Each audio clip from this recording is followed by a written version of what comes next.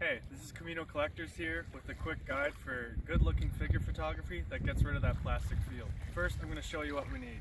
Any digital camera will do, any phone will do, just any camera in general. It's toy photography. You need to take a picture. You'll need toys. Any toys will do either, just toys. So grab all that, and accessories of course.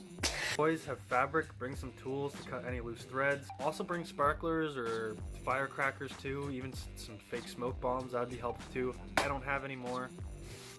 Alright, now that we got our stuff, let's look for a place to shoot. Rocks, concrete, trees, or waterfronts, grass or mud.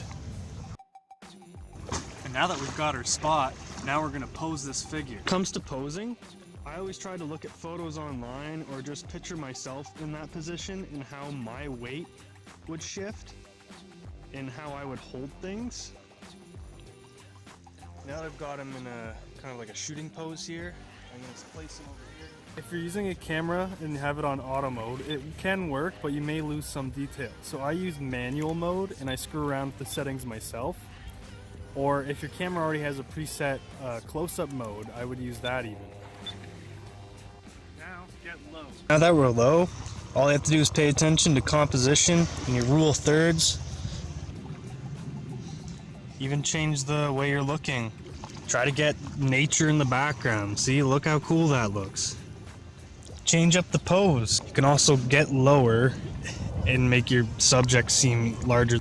If you've got more figures, even better. If you've got figures of a smaller scale, you can even do forced perspective shots. Adding the 3-inch figures behind the 6-inch ones makes it look like they're farther away. If you've got a sparkler, spice it up.